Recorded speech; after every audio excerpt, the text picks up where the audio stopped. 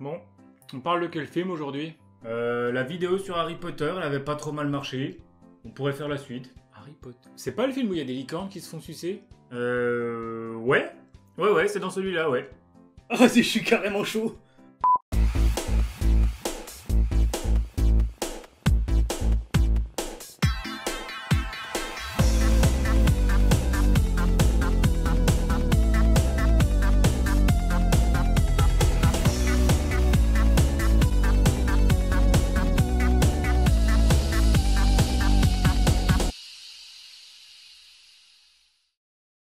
Après une première année un petit peu compliquée, quoi de mieux pour se détendre que de se faire prendre de haut et traiter comme de la merde par des gens qui vous détestent?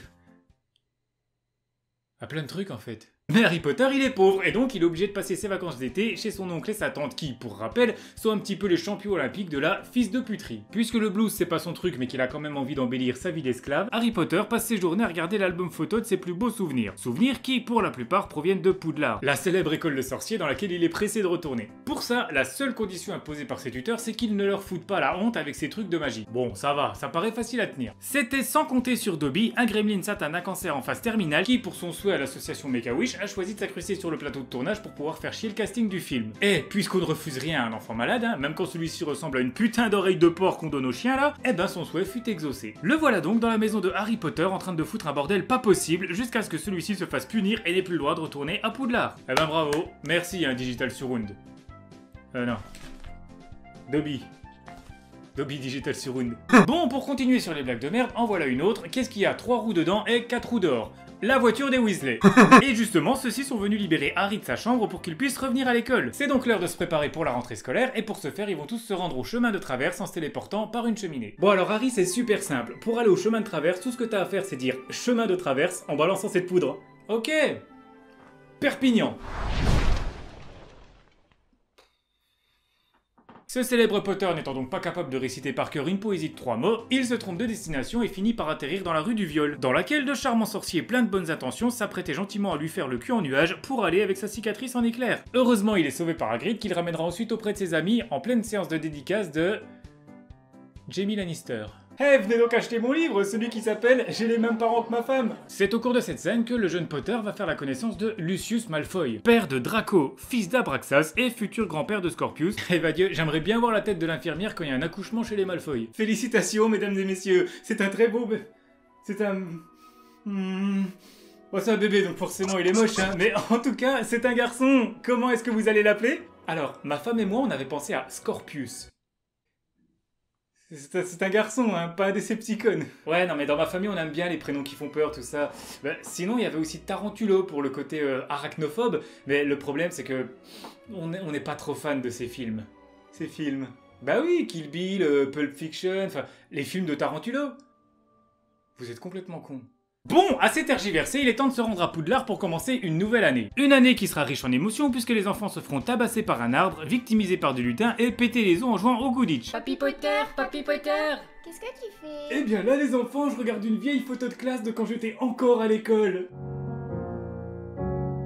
Un soir, après une heure de colle avec Jaime Lannister... Tu as une petite sœur, Harry? Le jeune Potter se met à entendre des voix qui proviennent des murs et qui lui disent des choses horribles. J'adore les films de Kevin Hart. Arrêtez ça! À partir de là va commencer toute une série de phénomènes étranges. Il y a des gens qui se font pétrifier, des messages menaçants écrits avec du sang sur les murs, et même une rumeur comme quoi la chambre des secrets aurait été ouverte, et que du coup un monstre rôde à l'intérieur de l'école. Tout ça devient vraiment inquiétant pour la sécurité des enfants, d'autant plus que ça s'était déjà produit 50 ans plus tôt, et qu'une élève était morte. Cette élève, c'était Mimi Géniarde, dont l'esprit est toujours bloqué à Poudlard et qui depuis hante les toilettes de l'école. Mais visiblement, tout le monde s'en branle de Mimi, puisque personne n'est jamais venu lui demander qui c'est qui l'avait tué. Ce qui aurait pu être utile, pour par exemple éviter que ça se reproduise, je sais pas moi, 50 ans plus tard. C'est donc à Harry d'enquêter pour trouver le coupable, et dans ses recherches, il va finir par tomber sur un vieux cahier que le fantôme a trouvé dans les toilettes. J'étais assise dans le conduit d'évacuation et le livre m'est tombé sur la tête. Meuf, arrête de chialer. Si t'étais posé dans l'évacuation des chiottes, t'aurais pu te prendre bien pire qu'un livre sur la tronche. Bien pire. Harry Potter se plonge donc dans le bouquin et découvre qu'il peut communiquer avec celui-ci en écrivant ce qu'il souhaite lui dire. Il va alors se passer un truc bizarre, même pour un mec qui déterre des bébés moches, puisque le livre fait revivre à Harry les souvenirs de son ancien propriétaire, un certain Tom Jedusor, qui lui en apprend un peu plus sur ce qui s'est passé il y a 50 ans. Par exemple, le fait qu'Hagrid avait été accusé injustement et que c'est ce qui a ruiné sa carrière de sorcier, ce qui chamboule un peu Harry, et son jeu d'acteur. Hagrid! Je suis chamboulé. Mais ce n'est pas tout, car en plus de savoir parler au livre, on nous rappelle qu'Harry sait parler au serpent, que cette particularité s'appelle le fourche-langue et que ce serait un talent assez rare.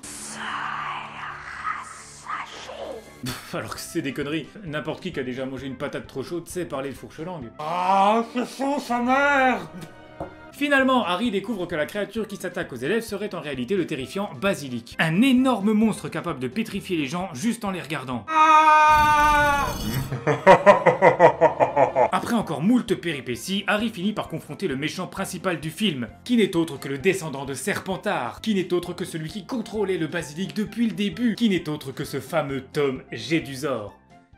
Qui n'est autre que... C'est chiant là. Mais en effet, il se trouve que ce jeune garçon avait une dernière identité secrète, il s'agit du terrible Voldemort. Sérieux Voldemort? Une contrepétrie? T'as quel âge? Cendre? Non, suis, c'est de la suie ça. Ah. Je suis vol de crâne. Mort? C'est un mort ça, espèce de con. Pour finir, les deux personnages s'affrontent et je vous laisse deviner qui c'est qui va gagner. Allez, un petit indice pour vous aider, le prochain film ne s'appelle pas Harry Potter fait péter son plan obsèque. Fin!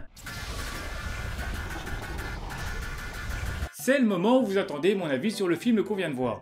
Et là, je suis un petit peu emmerdé. Parce qu'en fait, figurez-vous que j'ai toujours aimé ce film. Pour moi, c'est un des meilleurs Harry Potter et je compte bien le montrer à mes futurs enfants entre Requiem for a Dream et la liste de Schindler.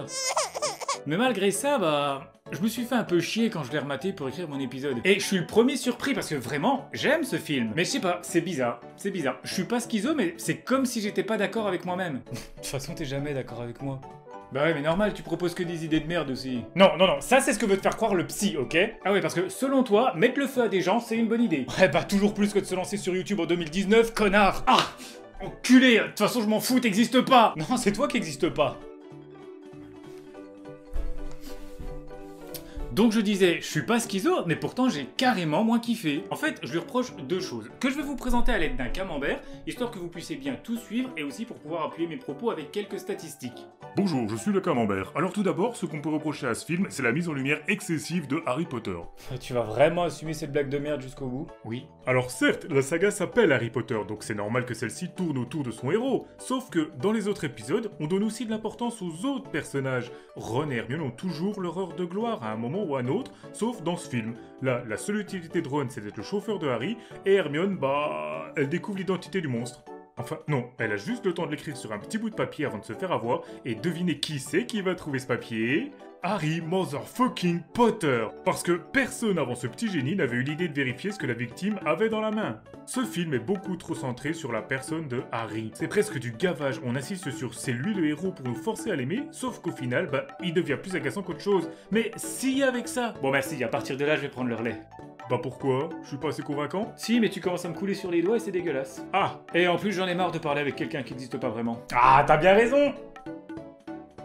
Donc si le seul défaut de ce film était de trop mettre en avant un seul perso, ce serait pas grave. Le problème c'est que là, en plus de manquer de diversification au niveau des héros, ça manque aussi de surprise dans les environnements. Regardez, dans le premier film, on commence avec une scène à Londres, ensuite on découvre le chemin de traverse, on se rend à la gare pour prendre le Poudlard Express, on arrive à l'école des sorciers, on découvre le Quidditch, on va chez Hagrid, puis dans la forêt interdite, et le final se fait dans une salle secrète de Poudlard. Dans le deuxième film, on commence à Londres, on va au chemin de traverse, ensuite Poudlard Express, on arrive à l'école, il y a un match de Quidditch, on va chez Hagrid, on retourne dans la forêt, et le final se fait dans une salle secrète de Poudlard. C'est exactement le même déroulement. Et ça marchait dans le premier film parce qu'on découvrait tous ces lieux, on découvrait le monde de la magie. Sauf que là, le deuxième film reprend exactement le même chemin sans rien ajouter. À part la maison de Ron qui est très anecdotique dans cet épisode, il n'y a aucun décor de neuf, aucun effet de surprise. Là où les films suivants nous proposeront de découvrir l'immense prison d'Azkaban, la coupe du monde de Quidditch, le village de Préolard, le ministère de la magie, l'arrêt de mon cul, etc. Ici, on doit se contenter de ce qu'on avait déjà vu et assimilé dans le 1, comme une extension de 2h54 d'un film qu'on connaissait déjà. Et sur la fin, ça devient un petit peu lourd. Oh, mais qu'est-ce que c'est que ces chiffres? Ça, c'est mon compteur d'abonnés qui diminue parce que les gens sont pas d'accord avec ce que je dis. Non mais comprenez-moi bien, Harry Potter et la Chambre des Secrets est un bon film. Il est indispensable pour le développement du reste de la saga et il est très beau, il y a une réelle ambiance dans chacun de ses plans. J'essaie juste de comprendre pourquoi en le rematant je me suis fait un petit peu chier. C'est peut-être pour le manque de diversité et d'exploration dont je viens de parler. Ou c'est peut-être parce qu'il fait 3 heures et que c'est le plus long film de la saga. Ou alors c'est peut-être juste que je suis qu'un gros con de mauvaise foi.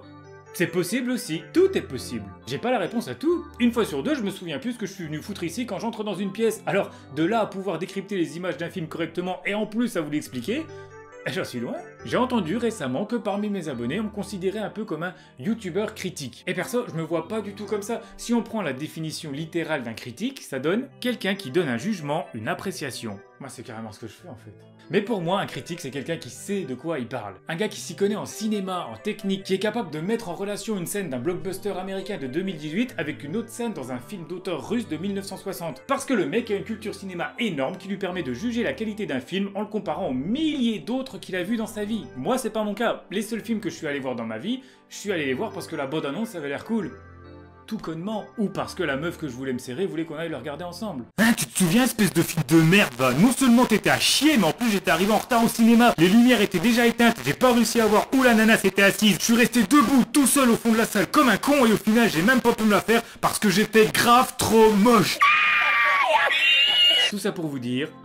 N'écoutez pas ce que je dis. Regardez Dragon Ball Evolution si vous voulez, aimez Resident Evil si vous voulez, vous avez le droit d'avoir des goûts de merde, vous avez le droit d'aimer ce que vous voulez et y a pas de genre plus con qu'un autre. Mais retenez surtout juste une chose, ma chaîne n'est pas là pour vous donner un avis objectif sur le cinéma, elle est juste là pour vous faire marrer, c'est une chaîne d'humour. Les films que j'analyse sont juste une excuse bidon, un support pour me permettre de faire des blagues de merde. Voilà, je voulais juste clarifier un petit peu ça avec vous.